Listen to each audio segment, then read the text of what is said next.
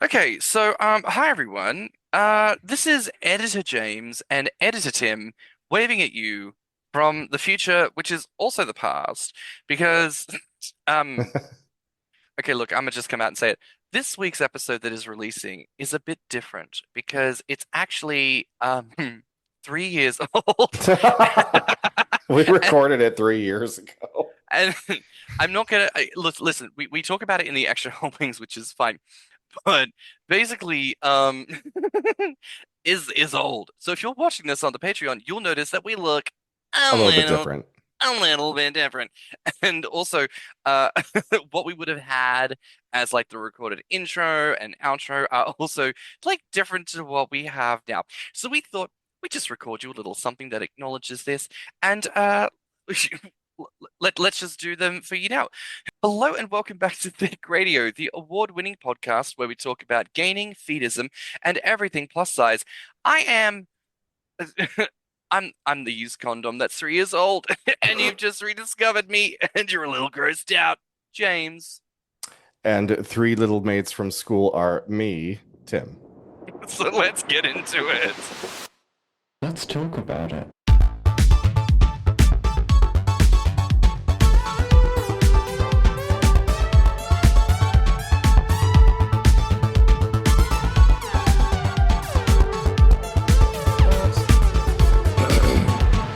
Hello, everyone, and welcome back to another episode of Thicc Radio, the podcast where we talk about gaining, feedism, and everything in their orbit. I'm James.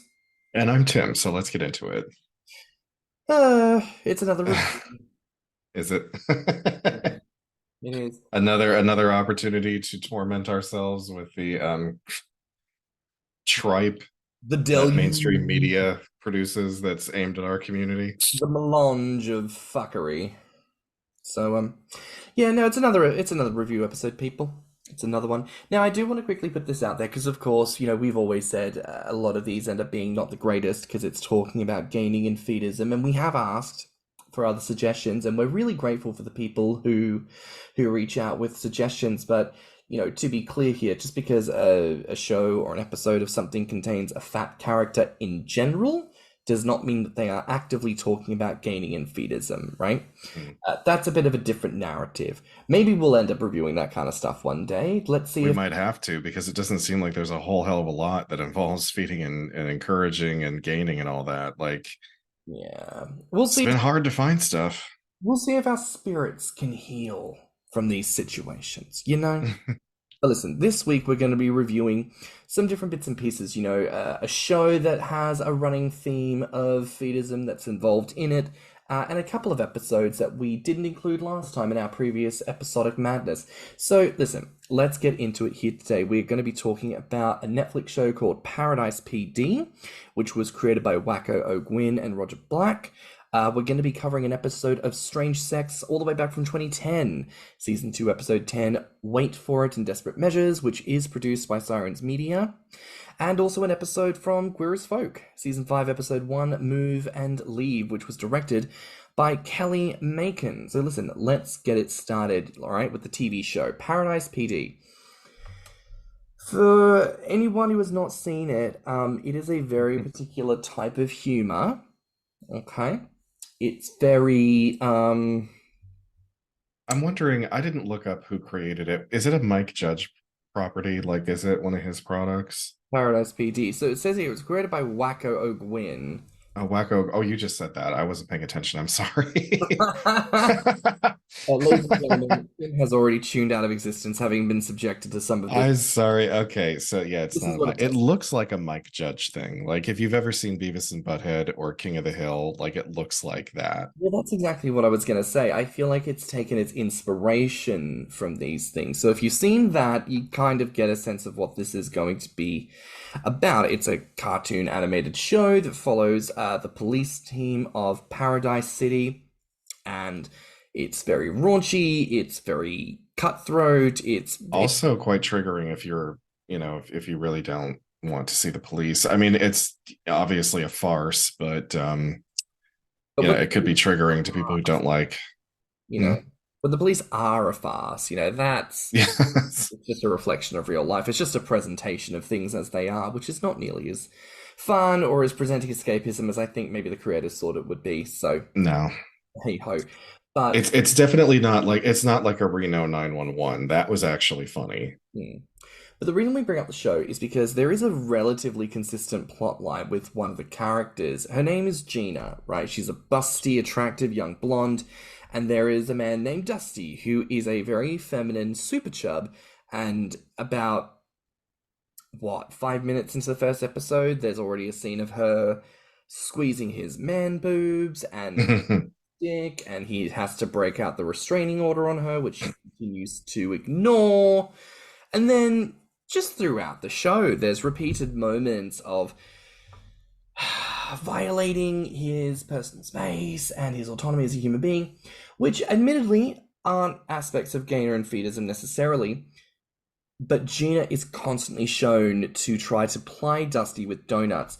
And in fact, in one of the later episodes, there is a scene which shows Dusty when he first joins the force, and Dusty is actually a very thin and very fit former Navy SEAL officer, and he and Gina start seeing each other, and she likes him, but she wants him a bit heavier, so she holds him at gunpoint and forces him to eat donuts, which of course through the magic of cartoon animation he magically becomes an extreme super chub, and she even remarks that it has clearly made him stupider and that turns her on.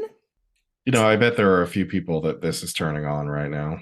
I mean, y'all, it's on Netflix. It's on Netflix. Most of y'all have got a Netflix. Get on I it. don't think it's an overwhelming majority, but I think a few people are probably turned on by that scenario. Yes, I mean, because I want to ask you, right? Because this is irreverent satire, right? Yeah. Obviously, it's trying to be extremely inappropriate in its presentation of certain scenarios for the lols. And it's funny that you mention there are people who will hear this and go, oh yeah, that's my new jerk-off material. Nyum nyum, gonna go over and watch that.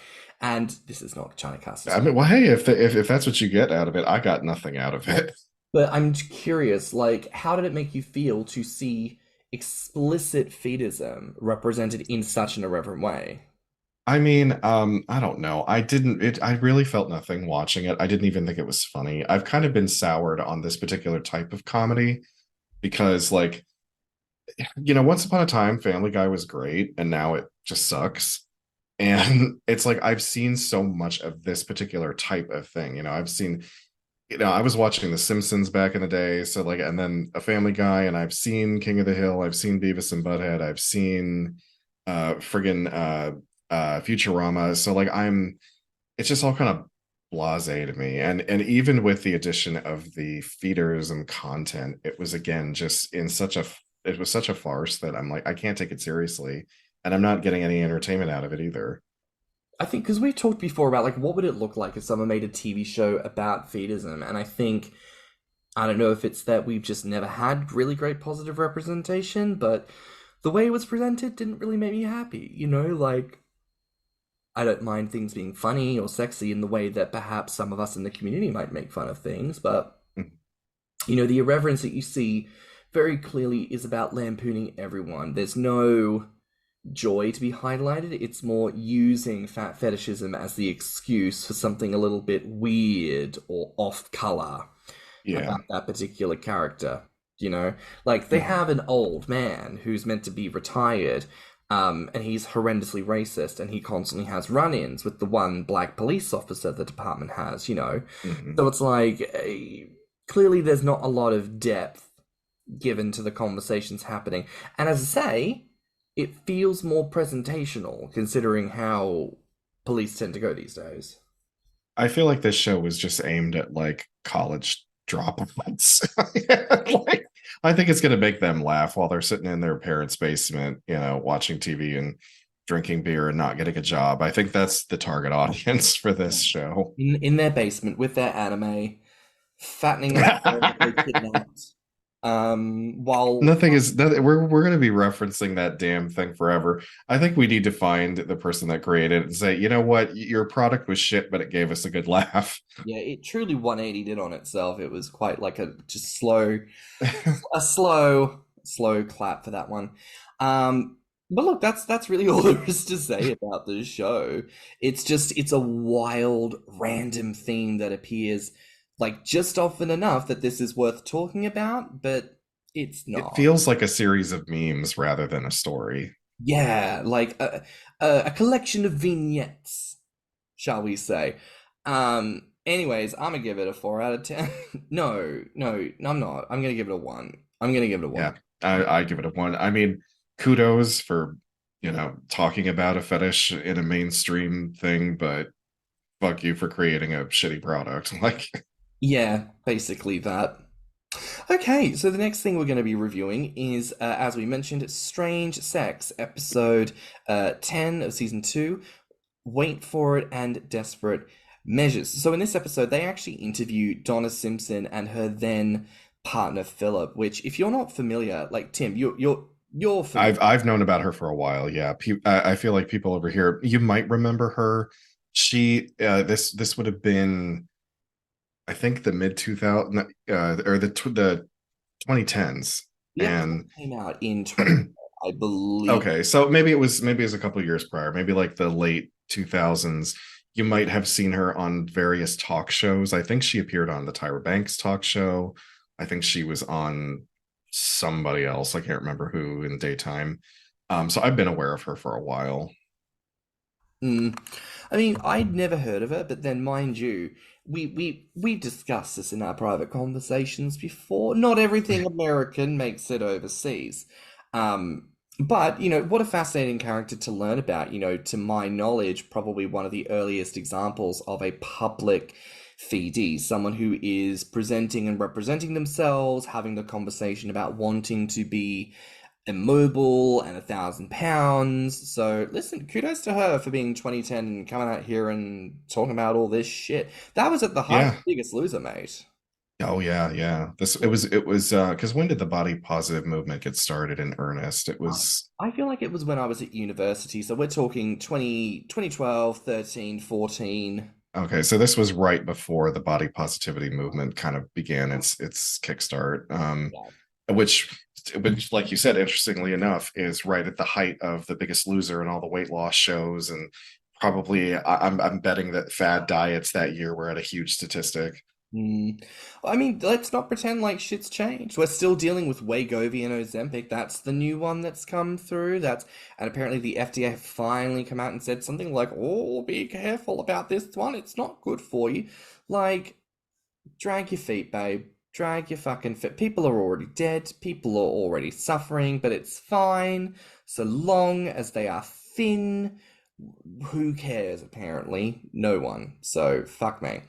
Anyways, this episode we're following Donna Simpson and her then partner Philip, and I believe they were married because you told me I that think that they did get married at some point. you had I, said, I couldn't find the first name of her husband. I could only get like her last name is now hyphenated, and so I only could find his last name. So I don't know if it was Philip or not. well, in the episode, she's with a man named Philip, and at some point in the early mid 2010s, she got divorced from her husband and decided she wanted to lose weight to focus on her health to look after her kids, which God bless, do the thing, right? So Mhm. we can presume safely that this man is likely to be the person, but the episode follows them and it showcases their feedie lifestyle. Which before we really get into the ways in which the episode did that, they also gave definitions in the show for like They did, yes. feederism, FA. I was like, they're actually trying to present, and the definitions weren't wrong. Overall, how do you feel like this episode represented the concepts of gaining and feedism? Do you feel like it was genuine, or do you feel like it was like a parody? This is the first one we've watched where it felt more genuine. It wasn't perfect by any means, but at least it didn't frame the whole thing like the freak show, with the carnival music in the background and the tuba going boom, boom, boom every time they take a step. Like There this, was jazz music. yeah. Like, There was appropriately like when it came to her displaying like what she does in terms of her internet modeling and everything, like they used appropriate music because she was presenting herself as sexy, so they went with sexy music instead of what they would normally do with like the whole you know, like that's what I was expecting. Yeah. And then I was like, the fact that they didn't frame her like the circus fat lady actually surprised me. Yeah, it was everything, and we've commented on this with other documentaries before. Fat Girls and Feeders stands out like a sore thumb. There were no negative angles. There was no like, I didn't even notice because there was a couple of shots of her eating. I didn't even notice if they like turned up the gain on the chewing. Like I heard it because obviously she's eating food, but she was talking over it as like an aside, and I could hear her talking perfectly. So like Mhm. I didn't notice any egregious sound effects. The music was nice. The camera angles were respectful and framed nicely. The Yeah. lighting was good. Like Mhm. they made an effort to present her as a person, which, considering everything else we've seen so far, is a fucking godsend. You know? Um, Oh gosh, what was I going to say? So like, and also there are many remarks that both she and Philip make throughout the episode, Like Philip especially, he says things like her gain is a source of enormous sexual pleasure, and he'll say like watching a woman eat is really erotic for me.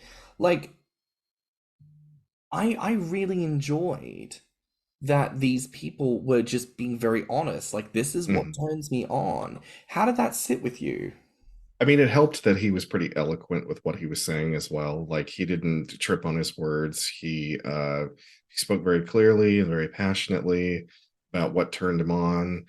And I have to respect that because people don't do that. Most people don't confess to those kinds of things, certainly not in such a frank and open manner.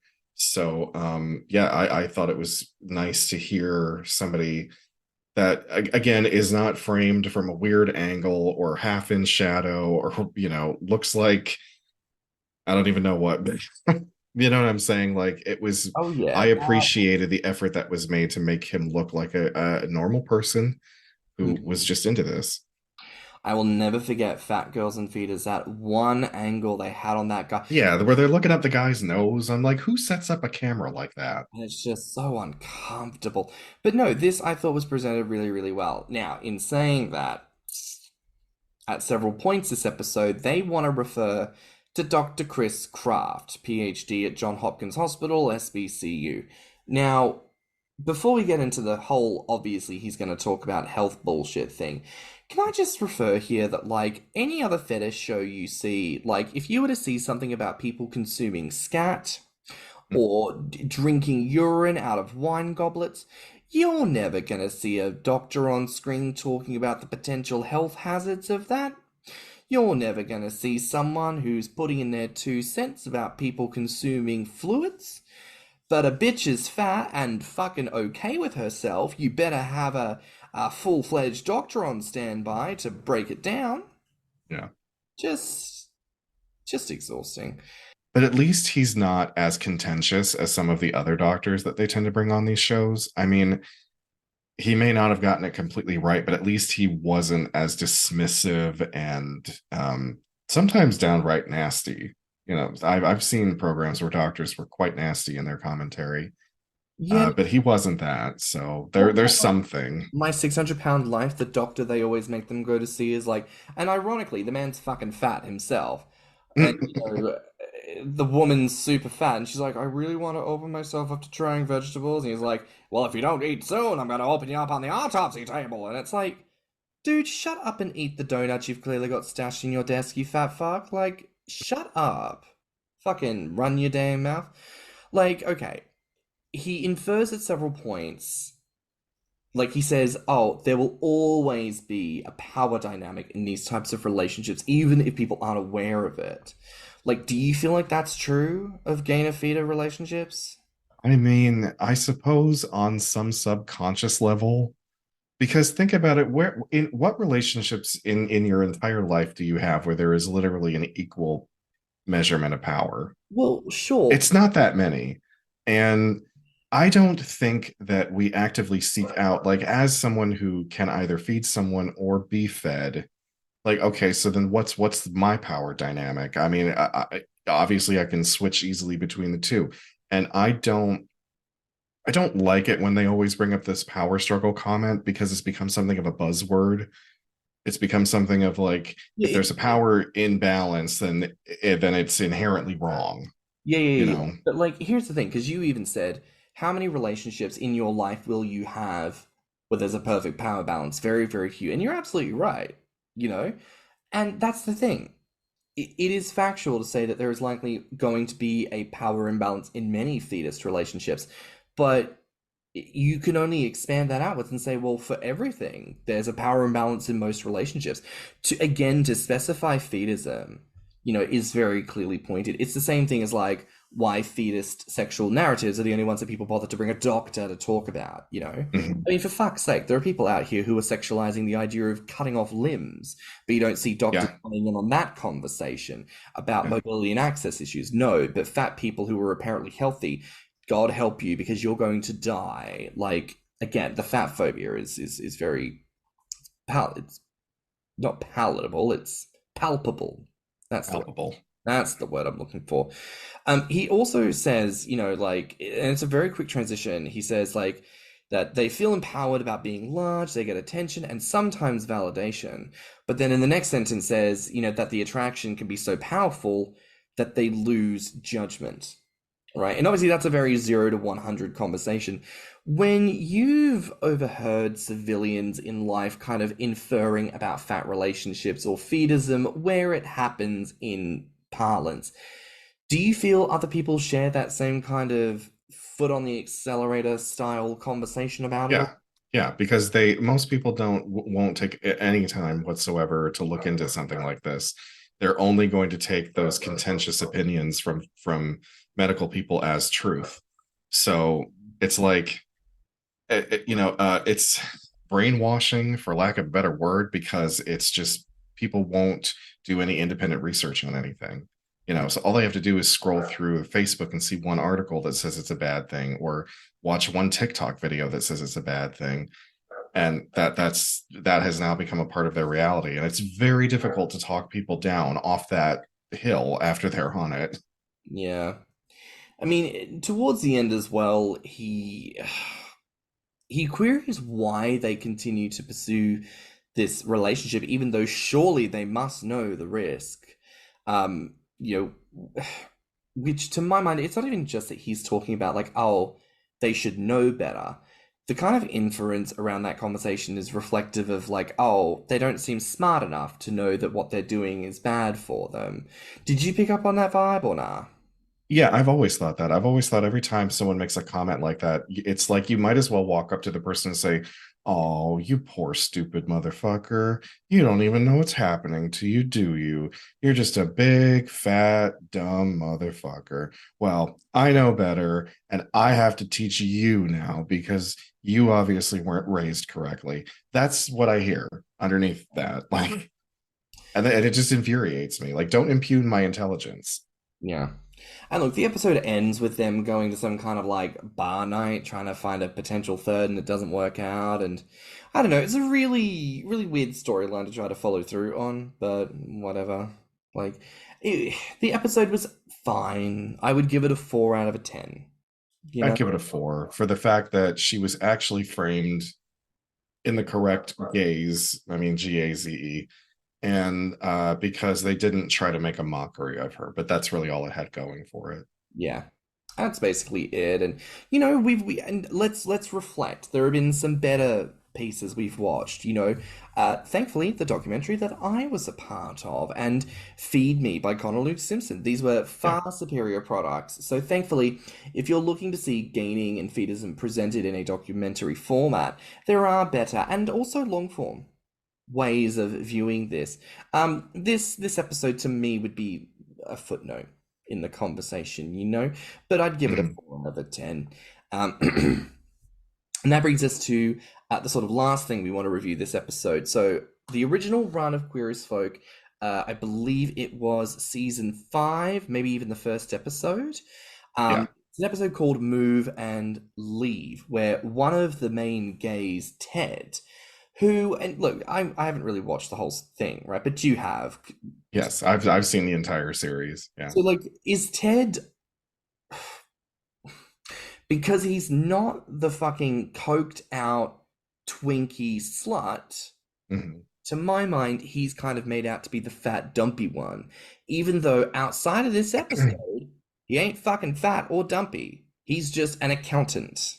Yeah, Ted represents the sort of average gay in the world, like literally as average and normal a citizen as you can possibly get that just happens to be gay. That's supposed to be Ted's character.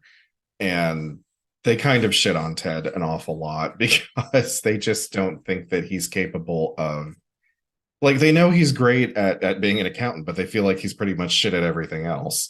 And it's really unfair because the actor that portrayed him was a very handsome man. And it's funny because I know what happens directly after this episode that we're talking about. Ted decides to dye his hair blonde, like ice blonde, and like tries to pretend he's 10 years younger than he really is. And it's so sad. And it's like if someone had just got, like, unfortunately, none of his friends support him emotionally through this body change, so he just feels like shit about himself. And It's interesting, and before we get into this episode to kind of talk about this reflection, so many high school friendships that you have are friendships you only have because you see people 5 days a week. They're not necessarily people who get you or support you as a human being. And I think it's kind of reflective as well of Ted. Ted is looking for gay life. And the people he happens to have in his life are assholes, but they are just the people who he happens to be around. There's not a lot of opportunity like we have now to really invest, like you and I have done with each other, into queer friendships that, it's not about the sex between the two people. It's actually about edification and moral support and a love and affection that goes beyond sex and romance, So that's something else I think you should keep in mind is this was written in 2000. Yeah, well, actually, so by season 5, it was 2005, and oh yeah, that's back then, like well, today's back then you only had like archetypes. Like they wrote gays as archetypes. So like Mhm. Ted represented the average one, Emmett represented the drag queen, Brian represented the hot boy, fuck boy. Michael was supposed to be the cute, nerdy, neurotic, and then Justin was the fresh-faced Twinkie. God. So Well, there you go, everyone. But look, in this episode, and it's the opening of season 5, around a third of the way in, we see that Ted has started to gain weight. And the scene in particular contains a lot of the to be expected jibes at Ted's weight by Brian, along with a shot centering on his belly before panning to his face in the same vein as the Santa Claus. Do you reckon that's intentional? Like they might have adopted that from that scene? yeah, they probably, that was probably their inspiration behind it because it was very, It was you very know, similar. the only difference was his Ted's belly wasn't bouncing because he wasn't running. No, he was just sort of stood there, and there was it was either a tight shirt or a sweater, He was in a button down because in the last season he becomes Brian's accountant solely. Like he becomes like a business partner. So they're always around each other. And Ted's a very professional man, so he was wearing a button down and a tie and a nice pair of slacks. And you can see his belly pushing against the button down shirt, which was, in our world, we would, we'd say like, oh, look at that cute little beginner belly. But definitely not fat by what we consider No. fat. And in our world, he was just far too thin. Yes. Far too thin. Well. And look, I find when making this comment every time we see this presented, every scene this man he's in, he's eating, and you hear him, like, I would call it snarfling. Yeah, I forgot about that part, especially with like the chocolate eclairs in the beginning and then like the pizza later on in bed. Like, snarfling. Mm-hmm. Christ, you were saying. Yeah, I was just remembering with the beginning of the episode when it was bear claws. He was eating bear claws, and then he was eating pizza later in bed, and yeah, both times he was kind of like chomping. And look, in that scene, Emmett fat shames Ted. Do you feel like that like belligerent approach to fat commentary actually works these days? Because I don't think it does. No, it didn't work back then. It doesn't work at all. Like we've said a million times, negging doesn't work. Do you know what's But no, I go ahead. Sorry. I reflect on because obviously it's TikTok, right? There's all these people on TikTok. The amount of like people who have got jacked, right? Like, and good for them. They were fat, they became very thin and fit and muscular. And every single one of them goes on about how fat shaming works. And I cannot help but think to myself, oh, you're the one that people want because it's like the good black person. You're the good black because you've decided to stay away from all those nasty ghetto people and act like a good, upstanding white citizen. Oh, You're you're talking about exceptionalism. exceptional. Yes. You know what I mean? And it's like the same thing with fatness. You're the good fat. You recognize. Yeah. So like if you were, yeah, it's far more acceptable to society to be like if you are fat, if you're working towards losing weight, and then if you actually achieve the goal, you get even more praise. And so because you get the praise, you just think, well, why can't other people do this? And you become the perfect pawn because every other fat person who that didn't work for is saying that doesn't work for me. And you're the one go. It's like when people turn to the right because they've decided they can't be bothered being poor on the left anymore, and they'll just start Mhm. repeating the same bullshit. It's like it's just Yeah. grift economy. It's people Yeah. who've gone, oh, I can actually get something out of this, so why wouldn't I do this? Mhm. Right? Like it's late stage capitalism at its fucking finest. Um, but anyways, like the shit just like that irritates me. But something that I have seen recently and that I think more people should do is when you see certain people making public statements about how much fat disgusts them, and they're the type of personal trainer that gets viscerally angry. What I recommend is getting on a video call with them and telling them about how much you agree, pulling your cock out and masturbating in front of them, and telling them how much that humiliation kink of theirs turns you on. You will horrify them so quickly, they won't know what to do with themselves. Yeah, but what if it's your parents? Then do a double tap. No, I'm joking. No, if it's your parents, play the Uno reverse card. Make your dad pull his cock out. See if that works. No, if it's your parents, tell them to go fuck themselves. I, I don't know anymore. I just, and that's another thing. I don't have an answer to it either. I was just wondering. No, but I will say, I did see a very interesting video the other day on TikTok. A first generation Filipino woman trying to basically explain to TikTok this situation with her parents who were being very, very, critical of her lifestyle, which Mhm. she'd broken up with her boyfriend and found a new boyfriend, and they didn't like him. And so when she was like, "Oh, I'm coming," because she was living on the West Coast and she was like, she grew up on the East Coast. She's like, "I'm coming back home for a bit, and we could stay with you maybe just a night or two, and you could get a chance to meet him." And they were like, "No, no, we won't be doing that. We don't approve of this life that you're living, because you've moved in together and you're having sex, and it's disgraceful, and we didn't raise you this way." And so she's like, "Okay, well, I'll just go back and see my friends then." And so she did that. And then, like 2 weeks after she'd gotten back to her home on the West Coast, they reached her and they were like, "We lent you money and we want to know when you're going to pay us back." And she's basically beseeching TikTok to be like, "I don't know how to deal with my parents." And Mhm. I don't know, like, I'm obviously experiencing privilege here as a white person, but like, I don't know. I feel like the vibe in culture these days is just fuck people off. Mm. Like, if they're going to come at you that way, doesn't matter who they are, just be like, "Oh, goodbye." Like, Mhm. no, no, disinterested in you and your beliefs. Screw you. But anyways, so in this episode, Ted's fat. In another scene, right, where Ted's not there, Emmett Mhm. refers to a dish that he has prepared, which is fried but baked, but seasoned to taste like it's been fried, so it can be enjoyed with none of the guilt. Do you feel like people are still talking a lot about like good food, bad food, guilt-free, guilt-ridden? Yeah, all the time, all the time. I mean, the trends that go through the food industry are insane. Like, I remember when they said, "Oh, well, now we're going to start switching everything to organic," and I was like, "Well, wait a minute. If it grows on a tree or you pull it out of the ground, doesn't that make it organic?"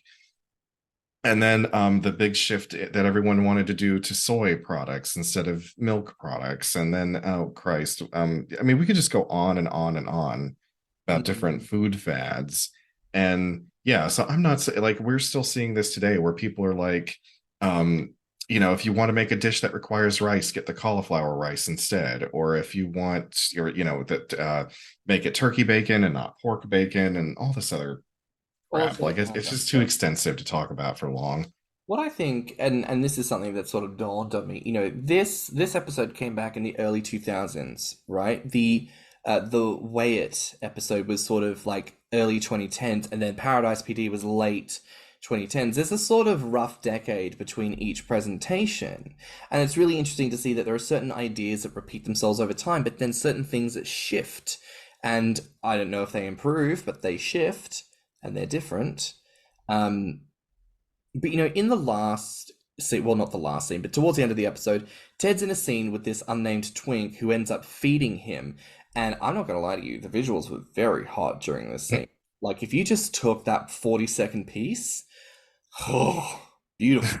Right? In an alternate reality, Ted is like in a house somewhere at 700 pounds, and this twink is being very adorable. You know what I mean? But the twink ends up sexualizing his weight gain along with his age. Yeah. Through comments on his salt and pepper hair and his facial skin quality and also his odor. I think the kid said something along the lines of the smell of like aftershave and something else like reminding him of his grandfather, I think was the. So I want to ask you, with this scene in particular, what was right about it and what was wrong about it? Well, obviously the twink didn't ask Ted's consent for that particular, or even talking about that scenario. But I think there was really nothing wrong with everything that came up to Ted's reaction to it, because Ted's reaction, I think, was where they wrote it incorrectly. Ted just starts staring at the twink like he's grown another head, like he looks genuinely horrified. And then we don't get to see what Ted said to the twink. Like, it cuts to another scene right away. And what I think should have happened was Ted could have, frankly asked the twink, like, is this what you want? Like, if we were to be together, is this what you would like to have happen? And if the twink said yes, then Ted's got to make that decision of whether or not he's okay with it. But there should have been a discussion about, they could have even had Ted already know that he doesn't want to do something like that and be like, look, I'm very flattered, but this isn't what I want for myself. Now, let me stop you here. That would make for a very interesting episode where a character inexplicably gets fat, because we see this happen a lot. But in the final scene, because maybe there are references, like, oh, there's this guy. And then in the final scene, you see him with this guy, and he doesn't need to have a name, but the guy is feeding him in bed.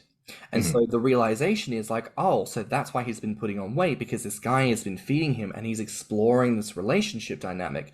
And maybe Ted, it could have been a storyline of like, look, I wanted to entertain this because I found you very attractive, and the way in which it made me feel for you to like celebrate my body and not just my dick, made me feel a way that I haven't felt before. So I've really wanted to really emphasize that and to really celebrate that and explore that. But maybe this isn't for me. Maybe I'm starting to encounter some difficulties that really I don't align with, and it could be a very different conversation as a rejection. It doesn't need to be you're a freak. And again, yes, 2005, we're nearly 20 years down the line from this.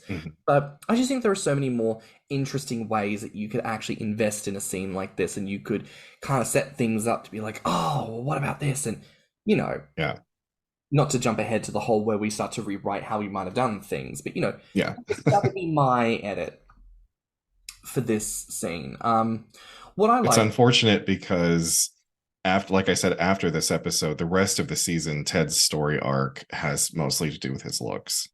Yeah. So we can understand where this is going to go. But listen, for me, what I liked about the scene is just the ways in which it could be positive. I think that was quite wonderful, and I think the ways in which it could have been better, I don't know. I think there are ways it could have been way better. But in any case, I would have given this a 7 out of 10, if I'm honest. I think so as well. I actually like this show, and I like the characters. So I give it a higher rating. Obviously, there are things about it that I would change, namely like Ted actually getting into it. But that wasn't going to be the case in 2005. So yeah, but otherwise, I appreciate this show. It's kind of nostalgic for me. So for me, I guess I would ask, like, what for you would you change about any of the things we've seen? I mean, look, Paradise PD, it was a whole fucking TV show, so I mean, I just wouldn't have written it because it didn't seem very funny or interesting. there's nothing, Um, there's just nothing new about it. the only thing that I can really think about changing for Strange Sex was I would have gotten a more impartial doctor, maybe. Yeah. Just a straight up impartial doctor, just has no opinion on it one way or the other, is just, giving statistical information, scientific research, things like that. But I also would not have paired it with, because it was a shorter episode. Like, I think Donna's segment was only about 15 minutes, where another segment would make up the other 15. It was castration. That was Yeah, they paired it with a story about being castrated, which I thought was a really weird choice. like, what the fuck? Yeah, no, keep it on its own. It's interesting enough to be on its own. And Donna Summers was, as you say, the it girl for feedism at the time. So I mean, Simpson. Donna Summer was a singer. Donna Simpson. Donna Simpson, right, Yes, right. yeah. No, Donna Summers, I will survive. I will survive. No, that's Gloria Gaynor. Oh, for fuck's sake. Listen, I wasn't around 1,000 years ago when these guys were around singing songs like you were, okay, Tim? What, you were fucking doing backup do-ups with mamas and the papas. You were the backup chorus, the aunties and the uncles, some fat old bitch in the background. Oh, the Lisa Brown. And I got out. I've been for a waddle down to McDonald's. So anyways, this is going off the rails now. Anyways, what would you have changed about the Queer as Folk episode? Like I said, if I had written it, Ted would have gotten into the gaining aspect and would have gotten fatter over the course of the episode. I mean, not episode, season. You know, I think that would be really nice. And I think, as well, with like genuine gaining relationships, you don't necessarily need to see someone getting like actively fatter as time goes on. Like, you can be in a fetus relationship and like maintain weight. It doesn't need to be this whole palaver. That's true. I mean, but I personally would have liked to have seen that actor with more padding. I know that actor wouldn't have gained weight if they had asked him to, but I would have liked to have seen him with more padding as the season went on. We live in hope. But anyways, I think that brings us to the end of this week's episode, unless there's anything else you want to weigh in on here, Tim.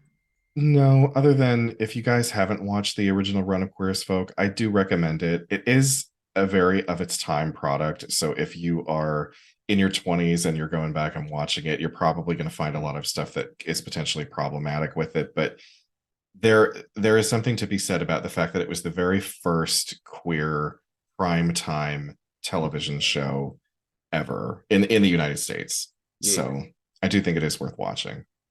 Yeah, and like I say, with the Wait For It episode with Stranger Sex, you know, it's not perfect, it's not the best, but honestly, as like an accompaniment of like more positive than not representations of gaining and fetism, I'd lump it in with that.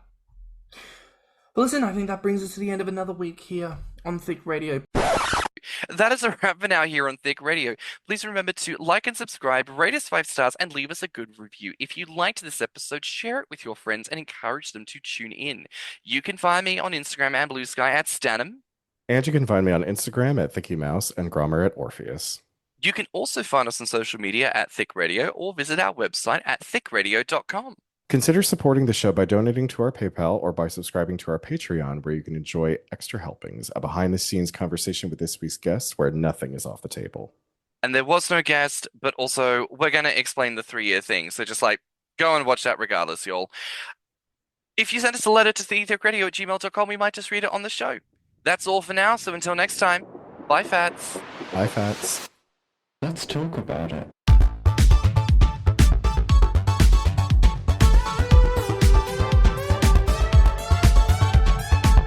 Thicc Radio is an independent production. Artwork, media design, editing, and production by James Heinzen. With original theme music by CYMK. And my thing did that thing again where it thinks that I'm a wall because I'm so white.